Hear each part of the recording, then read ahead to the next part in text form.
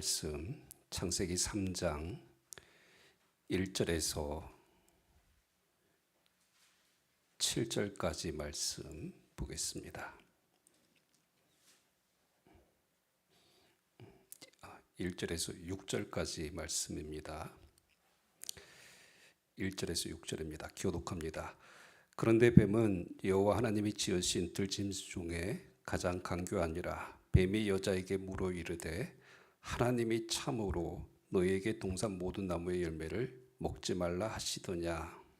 여자가 뱀에게 말하되 동산 나무의 열매를 우리가 먹을 수 있으나 동산 중앙에 있는 나무의 열매는 하나님의 말씀에 너희는 먹지도 말고 만지지도 말라 너희가 죽을까 하노라 하였느니라. 뱀이 여자에게 이르되 너희가 결코 죽지 아니하리라.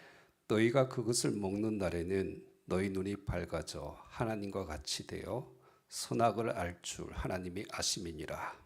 여자가 그 나무를 본즉 먹음직도 하고 보암직도 하고 지혜롭게 할 만큼 탐스럽기도 한 나무인지라. 여자가 그 열매를 따먹고 자기와 함께 있는 남편에게도 주매 그도 먹은지라. 아멘. 지난주 같은 본문의 말씀을 우리가 한 번 더 마저 좀 나누고자 합니다.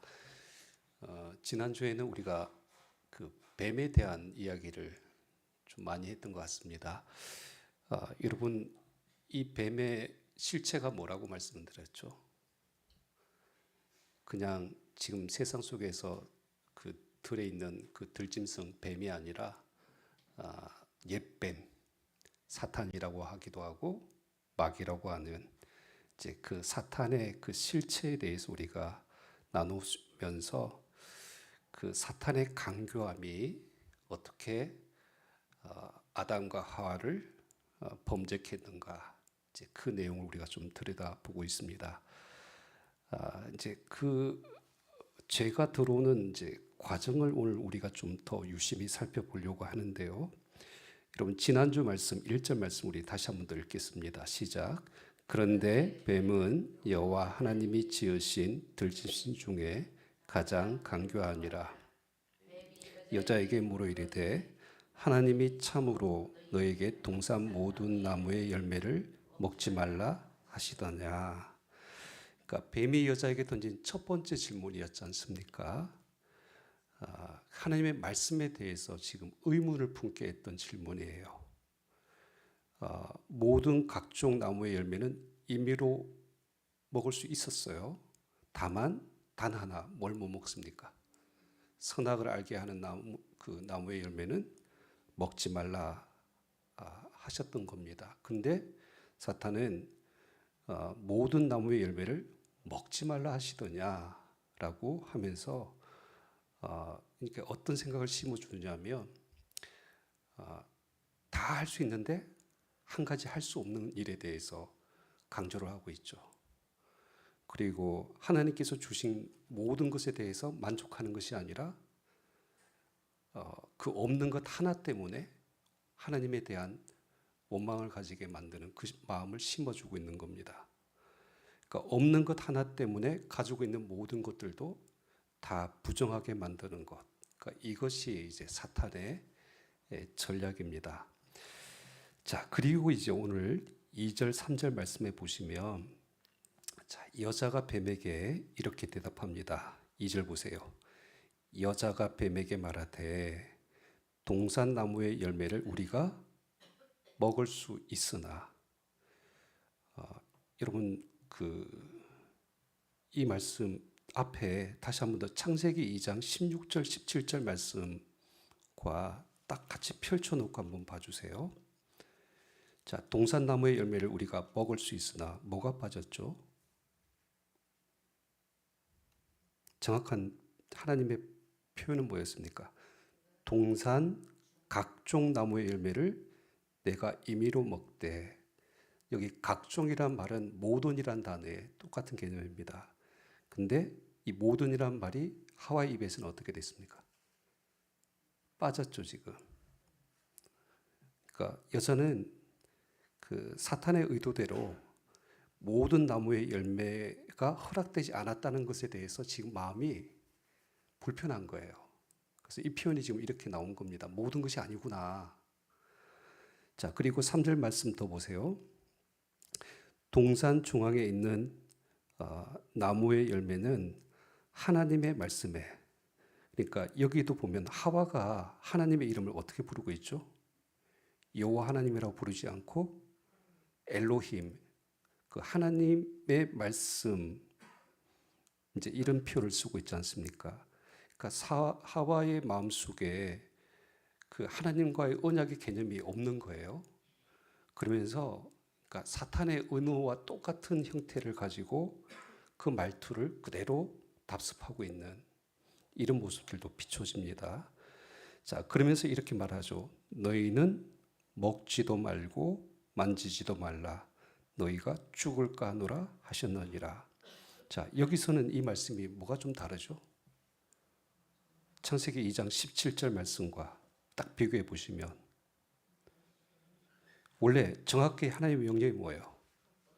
먹지 말라, 딱 요거 하나예요. 근데 하와는 한 가지를 더 보태요. 그러니까 먹지도 말고 만지지도 말라.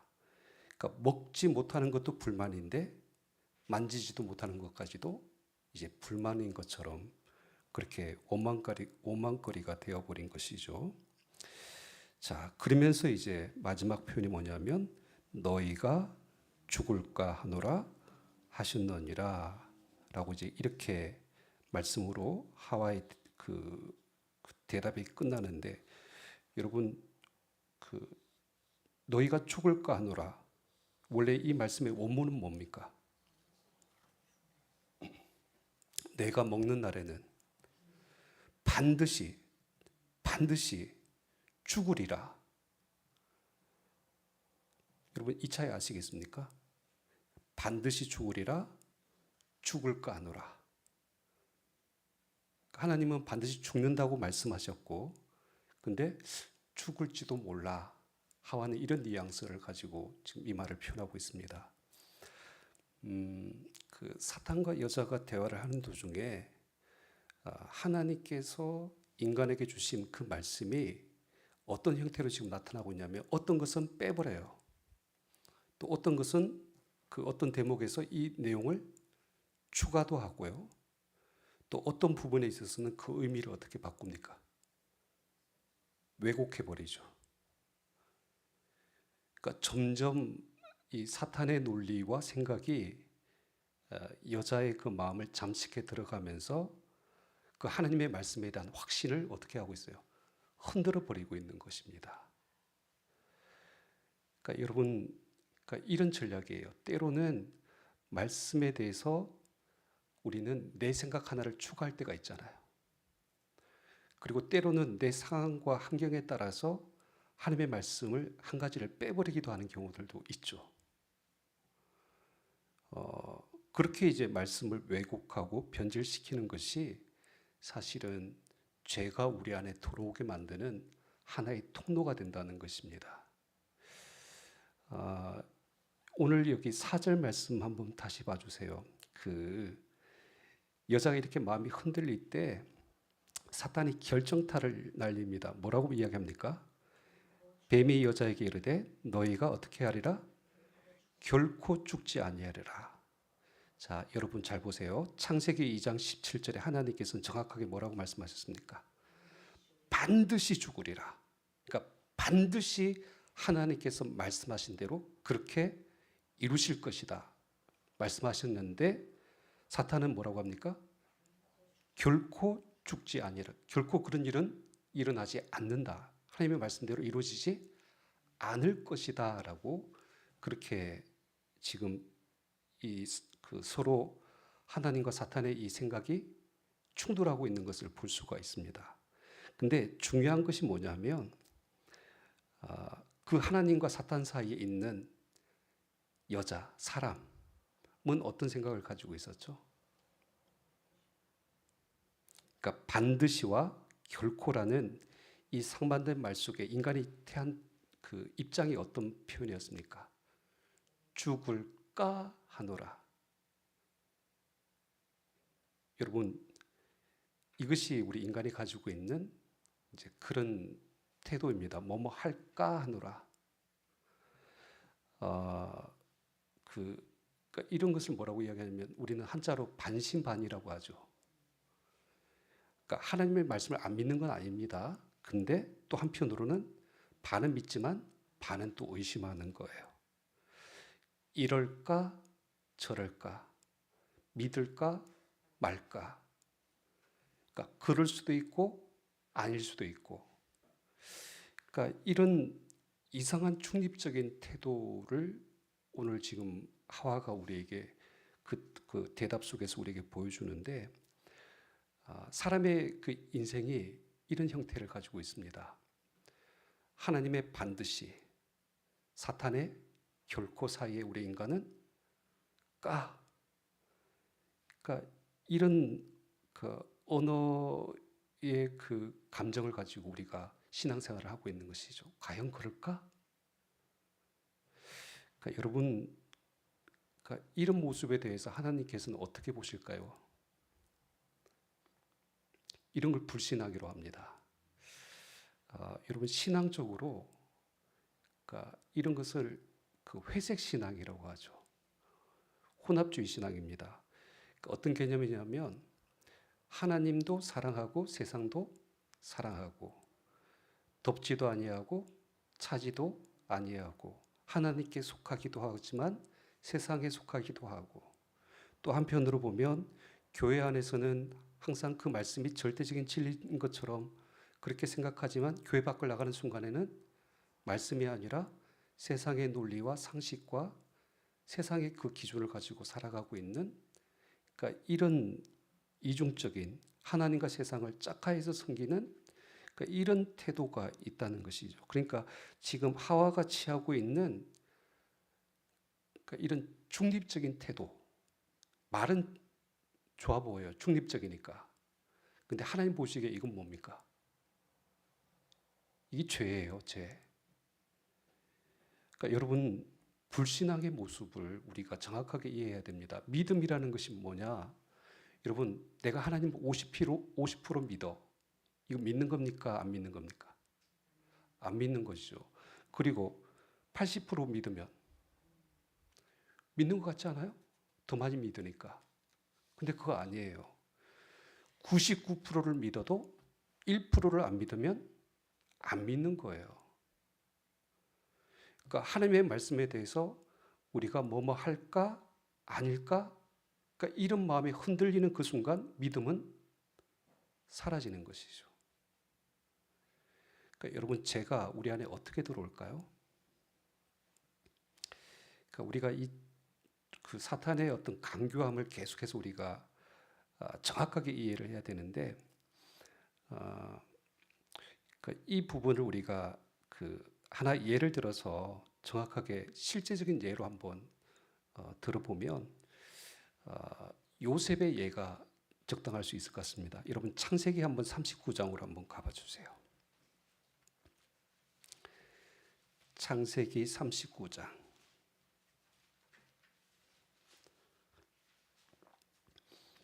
요셉이 애굽의 종으로 팔려갔습니다. 그리고 보디발의 집에서 가정총무로 그 일을 맡게 되었어요. 자, 근데 39장 4절 말씀을 보시면 요셉이 그의 주인에게 은혜를 입어 섬김에 그가 요셉을 가정총무로 삼고 자기의 소유를 어떻게 합니까? 다 그의 손에 위탁하니, 그러니까 자기의 모든 소유를 가장 신임하고 있는 요셉에게 다 맡겼다는 겁니다. 근데 이 보디발이 한 가지 그에게 위임하지 않고 맡기지 않은 딱 그만 것 한 가지가 있어요. 그게 뭘까요? 여기 9절 말씀 한번 봐주세요. 9절, 39장 9절. 이 집에는 나보다 큰 이가 없으며 주인이 아무것도 내게 금하지 아니하였어도 금한 것은 누굽니까? 보디발의 아내 당신뿐이니 당신은 그의 아내임이라. 그러니까 자기 아내만은 손대지 말라. 딱 한 가지를 이야기했다는 거예요. 마치 오늘 본문과 비슷하죠. 동산에 있는 모든 나무 열매는 다 먹어도 되지만 선악을 알게 하는 나무 열매는 먹지 말라는 것과 같은 맥락이에요. 여러분, 창조주 하나님과 피조물 인간이 어떻게 구분됩니까? 이 기준을 가지고 구분이 되는 것이죠. 할 수 없는 것 그 하나를 범했을 때 하나님과 인간의 그 구분점이 사라지게 되는 겁니다. 그러니까 요셉은 뭐든지 다 할 수 있었어요. 그러니까 보디발이 주인이고 요셉이 종이라는 딱 한 가지 차이점은 뭡니까? 그 기준은 아내를 범하지 않는 것이었죠. 그러니까 요셉은 이런 개념이기도 합니다. 성경적인 표현으로 하면 보디발이 이 말을 했다는 의미는 뭐냐면 요셉 내가 내 아내에게 손을 대는 그 순간 너는 어떻게 될 것이다. 반드시 죽을 것이다. 지금 이 말을 했다는 것과 같은 개념이에요. 자, 그런데 여러분 창세기 39장 바로 그 뒤에 10절 말씀 한번 봐주세요. 10절 여인이 그러니까 보디발의 아내겠죠. 어떻게 합니까? 날마다 요셉에게 청하였으나 요셉이 듣지 아니하여 동침하지 아니할 뿐더러 함께 있지도 아니하니라. 여러분 보디발의 아내가 요셉을 한 번 유혹한 것이 아니죠. 날마다 유혹했습니다. 그러니까 날마다 요셉에게 청했다는 건 무슨 의미입니까? 그러니까 이런 거죠. 너하고 나하고 관계를 가져도 동침해도 내 남편이 말한 것과 같은 일은 일어나지 않는다. 결코 일어나지 않을 것이다 라고 계속 이야기했다는 거예요. 그렇게 유혹을 했다는 겁니다. 처음에 요셉이 한두 번은 거절할 수 있었겠죠. 근데 날마다 반복해서 결코 아니다. 결코 그런 일은 일어나지 않는다. 보디발의 아내가 유혹하면 요셉의 마음이 어떨까요? 한 달 지나고 두 달 지나면 과연 그렇지 않을까? 이 마음이 또 드는 거예요. 그러니까 진짜 그럴까? 그러니까 그런 마음이 흔들릴 수 있다는 겁니다. 근데 다시 여러분 9절 말씀 봐주세요. 10절 말씀 보시면 요셉이 어떻게 합니까? 요셉이 듣지 아니하여 동침하지 아니할 뿐더러 함께 있지도 아니하니라. 그러니까 요셉이 이 일을 하다가 보디발의 아내가 나타나면 어떻게 했다는 거예요? 도망가는 거예요. 계속 피해 다니는 거예요. 말도 섞지 않아요. 그 다음에 함께 같은 공간에 있는 것도 허락하지 않았다는 겁니다. 그러니까 보디발의 아내가 계속 집요하게 유혹을 했는데 그에 반해 요셉의 중심은 어떻습니까? 흔들리지 않았던 거예요. 반드시라는 하나님의 말씀을 요셉은 붙들고 살았다는 것이죠. 근데 이렇게 한번 요셉의 인생을 정리해 보면 여러분 요셉이 100일 중에 99일을 그렇게 이제 보디발의 아내를 단호하게 뿌리쳤어요. 그런데 그 100일 중에 그 하루를 유혹에 못 이겨서 넘어갔습니다. 그러면 여러분 요셉이 그 신앙의 순결함을 지킨 겁니까? 지키지 못한 겁니까? 그렇죠. 그 1%, 그 하루 때문에 나머지 99일의 그 믿음과 신앙은 다 무너진 것과 같은 겁니다. 그러니까 여러분 믿음이라는 이 개념에 있어서 하나님은 99%를 원하시는 것이 아니라 100%예요. 온전한 믿음을 원하시는 것이죠. 그런 의미에서 성경은 죄에 대해서 항상 우리에게 어떤 말을 하느냐. 에베소서 4장 27절에 보면 사도 바울은 이런 표현을 쓰죠. 마귀에게 무엇을 주지 마라? 틈을 주지 마라. 그 죄는 어떻게 들어옵니까? 그 1% 작은 틈으로 들어오는 거예요. 마귀는 틈을 만드는 자입니다. 디아블로스, 갈라지게 하는 자이죠. 마음에 틈을 내는 거예요. 그래서 그 작은 틈을 벌려서 더 큰 죄가 들어오게 하는 이런 전략을 쓰고 있는 겁니다. 여러분 작은 죄가 문제입니까? 큰 죄가 문제입니까? 처음부터 큰 죄 짓는 사람 없어요. 작은 죄부터 시작하는 겁니다. 그러니까 요셉은 반드시라는 말씀을 어떤 상황 속에서도 지켜냈죠. 그래서 틈을 내주지 않았기 때문에 그의 믿음을 지킬 수 있었습니다. 근데 오늘 하와는 어떻어요? 죽을까 하노라. 그러니까 하나님의 말씀에 대한 의심이 딱 드는 순간 그 틈으로 뭐가 들어옵니까? 불신하게 들어온 거예요. 죄를 지을 마음을 사탄이 그 틈에다가 집어넣는 것이죠. 여러분, 이것이 그냥 창세기에 무슨 뜬구름 잡는 이야기가 아니라 실제로 제가 여러분들과 우리 삶 속에 역사하는 방법입니다. 여러분, 막 사탄이 찾아와가지고 너 죄 지으라고 해서 막 우리 멱살 잡고 죄 있는 대로 끌고 갈까요? 아니요. 그러니까 그 작은 틈을 우리 마음과 생각 속에 집어넣어서 그 틈을 벌려서 더 큰 죄로 나아가게 만드는 것이 사탄의 전략인 것이죠. 자, 계속해서 이제 말씀을 좀 더 보겠습니다. 이 사탄과 여자의 대화가 어떻게 끝나는가? 너희가 결코 죽지 아니하리라 이 말을 한 다음에 뱀이 또 이런 말을 합니다. 여러분 5절 말씀 우리 같이 읽겠습니다. 시작. 너희가 그것을 먹는 날에는 너희 눈이 밝아져 하나님과 같이 되어 선악을 알 줄 하나님이 아시느니라. 너희가 그것을 먹는 날이라는 표현을 쓰고 있는데 원래 이 히브리어로는 뭐 날이라고도 표현하기도 하는데 때라는 개념이 맞죠. 뭐뭐 하는 순간. 그러니까 쉽게 말해서 선악을 알게 하는 나무의 열매를 먹는 바로 그 순간 그때부터 어떤 일이 일어난다고요? 자, 첫 번째 너희 눈이 밝아진다. 그러니까 쉽게 말해서 선악과를 먹기 전과 먹은 이후에 뭐가 달라질 것인가에 대해서 이야기를 하고 있죠. 그 다음에 두 번째는 무엇을 이야기합니까? 하나님 같이 되어 선악을 알 줄 하나님이 아심이라. 여러분 여기서 하와가 어떤 말에 넘어갔을까요? 선악을 알게 된다는 것에 이 말에 넘어갔을까요? 아니면 그렇죠. 하와의 마음이 동했던 것은 어디냐면 하나님과 같이 된다는 이 말. 이 말에 그 마음이 동화해지는 겁니다. 그러니까 사탄이 혹할 만한 미끼를 잘 던진 거예요. 근데 이 대답이 그러니까 이 사단의 말이 어떤 말이냐면 하나님께서 인간이 선악과를 먹지 말라고 명령하신 이유는 바로 이 때문이야. 너희가 하나님처럼 될 수 있으니까 그것을 막기 위해서 선악을 알게 하는 나무 열매를 먹지 말라고 하셨다. 그걸 지금 설명하는 말인데 여러분 이 말이 사실입니까? 거짓입니까? 다 거짓이에요. 그러니까 여러분 눈이 밝아지기는커녕 어떻게 되죠? 그것을 먹는 순간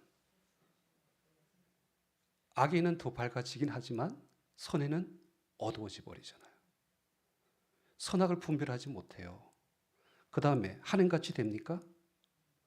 아니요. 오히려 하나님과 더 멀어지고 하나님과 관계가 단절되게 되는 겁니다.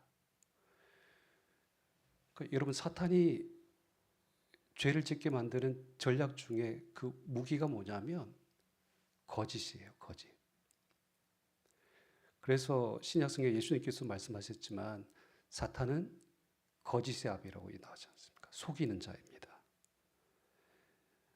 사탄의 별명이 바로 그러니까 거짓으로 참소하기도 하고 우리를 속이는 자이죠. 그러니까 중요한 것은 죄를 짓게 하려고 하는 사탄은 그러니까 이런 잘못된 거짓과 속임수로 우리에게 접근해 오는데 여러분 인간이 진리와 거짓 중에 어떤 것을 택할까요? 자, 진리가 있고 거짓이 있습니다. 어떤 것을 택할 것 같습니까? 당연히 진리라고 생각하죠. 근데 그렇지 않아요. 인간의 진리는 항상 자기중심적입니다. 그 예를 한번 들어볼게요. 구약의 성경에 보면 예레미야가 하나님의 부르심을 받아서 하나님의 심판을 선포하잖아요. 남유다가 멸망할 것이고 예루살렘은 이제 바벨론에 의해서 파괴될 것이다. 그러니까 이렇게 말씀을 전했어요. 반면에 예레미야 외에 그 외에 다른 거짓 선지자들이 있지 않습니까? 근데 거짓 선지자들은 뭐라고 이야기합니까? 편안하다, 편안하다. 하나님의 성전이 있는 한 우리는 결코 무너지지 않는다. 망하지 않는다. 네가 말하는 그 재앙 우리에게 임하지 않을 것이다. 이렇게 이야기합니다. 여러분 듣기에는 누구 말이 더 좋습니까? 거짓 선지자 말이 더 좋아요. 그러니까 심판과 멸망이 아니라 평안과 희망을 말하는 거짓 선지자들의 말이 더 마음에 와닿는 거예요. 결국 사람들은 어떤 선택을 합니까? 예레미야를 감옥에 가두고 거짓 선지자로 매도하게 되는 이런 일들이 일어나죠. 그러니까 여러분 거짓이 이런 식으로 들어옵니다. 내 안에 있는 자기 욕망과 그리고 자기가 바라고 원하는 소망과 거짓이 딱 맞아 떨어지면 그것이 진리로 둔갑을 해버리는 거예요. 내가 믿고 싶은 것을 믿으려고 하는 것이죠. 지금 하와 안에 어떤 욕망이 있어요? 딱 미끼 던졌잖아요. 하나님 같이 되려는 욕망. 그 욕망으로 인해서 거짓을 참으로 믿었던 이런 형태가 지금 나타나고 있는 것입니다. 그래서 여러분 이제 6절 말씀 마저 보세요. 그러니까 완전히 이제 거짓에 속은 하와에게 일어난 변화를 한번 봐주시기 바랍니다. 자, 거짓이 딱 들어오니까 그것을 믿기 시작하니까 어떤 일이 일어나는가? 6절 우리 같이 읽습니다. 시작. 여자가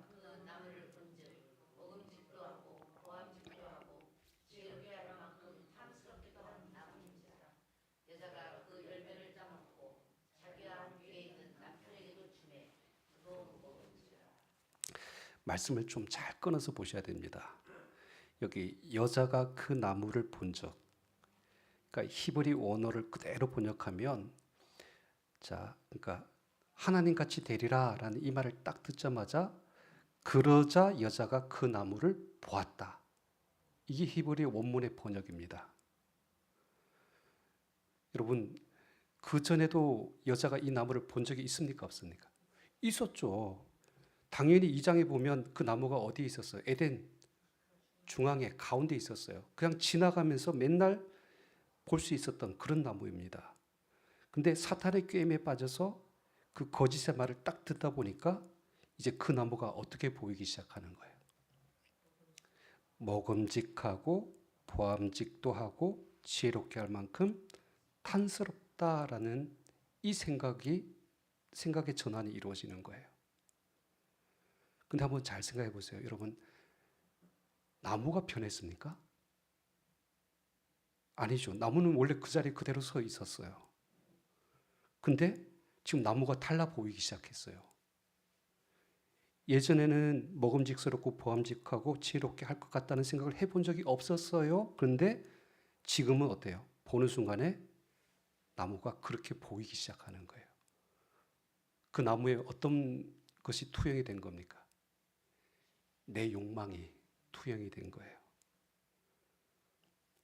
그러니까 나무를 보는 여자의 마음이 지금 그 인간의 어떤 욕망과 합쳐지니까 그것을 이제 거짓을 진짜로 믿게 되는 이런 것이죠. 그러니까 여러분 사람의 마음이 참 간사합니다. 여러분 어떤 사람은 나무에서 새가 막 지저길 때 뭐라고 이야기합니까? 어떤 사람은 새가 운다라고 표현하잖아요. 근데 어떤 사람은 또 어떻게 표현하면 새가 노래한다라는 표현을 쓰지 않습니까? 이 차이는 뭘까요? 그렇죠. 인간의 마음입니다. 마음에 따라서 누구에게는 슬픈 우는 소리로 누군가에는 아름다운 노래 소리로 들리는 것이죠. 그러니까 마찬가지입니다. 그러니까 사탄에게 우리의 마음을 딱 빼앗기는 그 순간, 그러니까 하와의 마음 속에 선악을 알게 하는 나무가 정욕과 탐욕의 나무처럼 보이기 시작하는 거예요. 그러니까 먹으면 달콤해 보이고, 그리고 보기에는 좋아 보이고, 나에게 뭔가 유익이 될 것 같은 탐스럽게 보이는, 그러니까 이런 것들로 바뀌어버린 것이죠. 그러니까 여러분, 눈이 강조하지만 지금 제가 어떻게 들어왔습니까? 사탄은 우리 안에 거짓된 욕망을 심어주는 거예요. 그러니까 그 욕망이 딱 자리 잡으니까 우리의 시선이 달라 보이기 시작하는 거예요. 좀 이런 거는 좀 다른 개념일 수 있는데, 여러분 유대인들은 그 고대 유대인들은 죄가 어디로 들어온다고 생각할까요? 마음으로 들어온다고 생각할까요? 아니요, 눈으로 들어온다고 생각해요. 그러니까 보는 것에 따라서 마음이 달라진다고 생각하는데, 오늘 말씀을 이렇게 자세히 보면 그게 먼저가 아닙니다. 마음이 먼저 정복된 거예요. 마음이 사탄의 어떤 그 생각들로 채워지니까 보는 시선이 달라진 것이죠. 내가 보고 싶은 것을 보고 탐하고 싶은 것을 탐하는 것이죠. 자, 이것이 사탄의 전략입니다. 그래서 여러분, 그러니까 우리는 그럼 어떻게 해야 되느냐? 그러니까 이런 사탄의 전략이죠. 잠언 4장 23절에 보면 잠언 기자가 아주 중요한 말씀을 합니다. 무릇 지킬 만한 것 중에 더욱 내 마음을 지키라. 생명의 근원이 예서 남이라. 그러니까 여러분, 마음을 지킨다는 거, 이게 영적인 싸움입니다. 여러분, 가룟 유다에게 사탄이 예수를 팔 마음과 생각을 불어넣었잖아요. 그러니까 우리 마음속에 막 사탄이 와가지고, 아까도 말씀드린 멱살 잡고 와가지고 죄지라고 하는 것이 아니라 생각을 집어넣는 거예요. 그래서 내 인간의 탐욕이, 정욕이 발동하게끔 해서 우리의 시선을 그곳으로 고정시켜 버리는 것이죠. 마지막 한 가지만 더 보겠습니다. 그러니까 하와는 지금 완전히 넘어갔어요. 그러니까 마음을 빼앗긴 것입니다. 근데 한 가지 의문이 드는 것이 있죠. 그럼 아담은 뭐 했습니까? 6절 말씀 마저 보세요. 여자가 그 나무를 본즉 먹음직도 하고 보암직도 하고 지혜롭게 할 만큼 탐스럽기도 한 나무인지라. 그 다음 말씀이 뭡니까? 여자가 그 열매를 따먹고 자기와 함께 있는 남편에게도 주매 그도 먹은지라. 자, 하와가 사탄에 의해서 완전히 이제 마음이 잠식당했어요. 근데 아담은 뭐 하고 있었어요? 성경의 정확한 표현 봐주세요. 여기 여자가 그 열매를 따먹고, 그 다음 말씀이 뭐예요? 자기와 함께 있는 남편에게도 주었다. 아담은 어디 있었어요? 예, 옆에 있었어요. 함께 있었어요. 사탄과 하와가 대화를 주고받는 가운데 그 옆에 있었던 거예요. 그래서 오늘 말씀 여러분께서 이렇게 쭉 보시다 보면 뱀이 계속해서 여자에게 질문할 때 그 인칭 대명사가 단수가 아니라 복수예요, 복수. 1절에도 하나님께서 참으로 너희에게 동산 모든 나무 열매를 먹지 말라 하시더냐. 4절에도 뱀이 여자에게 이르되 너희가 결코 죽지 아니하라. 너희가. 그 다음에 5절에도 보면 너희가 그것을 먹는 날에는 너희 눈이 밝아져. 다 뭐예요? 복수예요, 복수. 그 옆에 누가 있어요? 아담이 듣고 있으니까 너희라고 이야기를 하는 겁니다. 그냥 우리는 이렇게 생각하죠. 막 하와가 혼자 가가지고 몰래 한번 이렇게 한 입 베어 물고 자기만 좀 먹었으니까, 그러니까 이제 남편까지 데리고 와가지고 그때 가서 이렇게 열매를 먹인 이런 개념이 아니에요. 그러니까 사탄은 지금 겉으로 여자와 대화를 하고 있지만 실제로는 누구에게 다 질문을 던지고 있는 겁니다. 아담과 하와 두 사람 다에게 똑같이 이런 질문을 던졌고 두 사람 똑같이 미혹을 했는데, 근데 아담은 그러면 어떻게 했다는 거예요? 잘못된 것을 지적하고 또 왜곡되고 변질된 것들을, 그 말씀들을 바로 잡아주고 거짓이라고 말해줘야 되는데, 근데 아담도 하와와 다르지 않았다는 것이죠.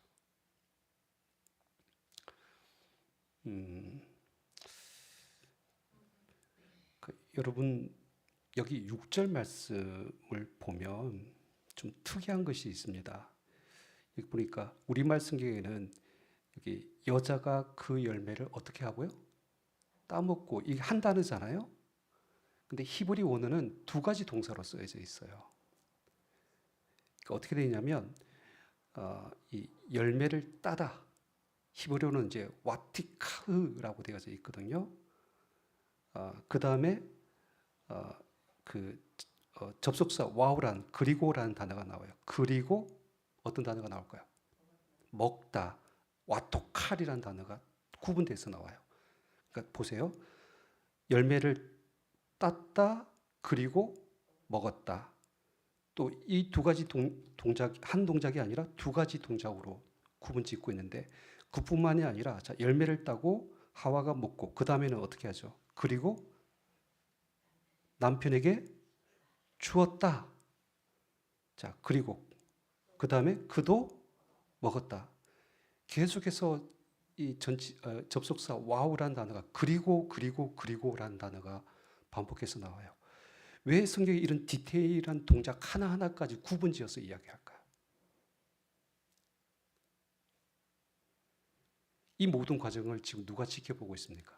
아담이 지금 지켜보고 있잖아요. 충분히 아담 입장에서는 어떻게 해요? 멈출 수 있었던 시간들이 있었고 그 잘못을 바로잡을 기회가 있었다는 거예요. 근데 그 아담은 그렇게 하지 않았다는 것이죠.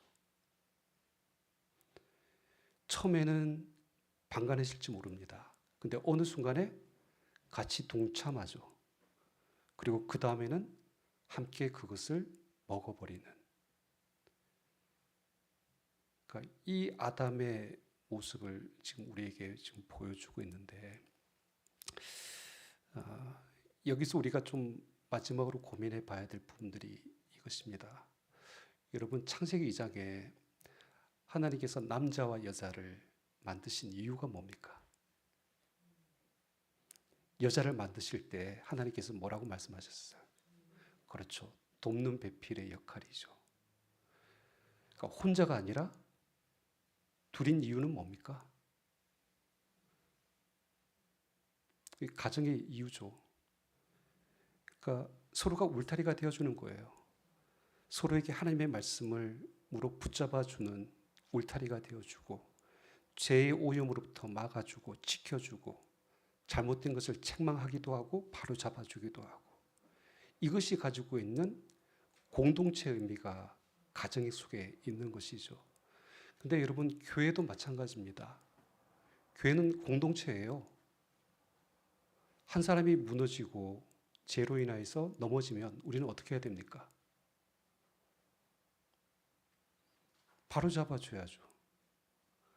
때로는 연약함으로 인하여서 실패했을 경우에는 위로도 해주지만 다시 그 영혼이 그 죄로 인하여서 그 넘어진 자리에서 다시 일어설 수 있도록 누군가는 영적인 안전망이 되어줘야 되는 겁니다. 이게 공동체예요.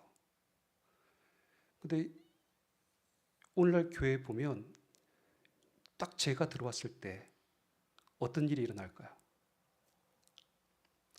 참 희한하게도 반대 방향으로 올라갑니다. 죄로 오염이 딱 되면 이것이 확산되어집니다.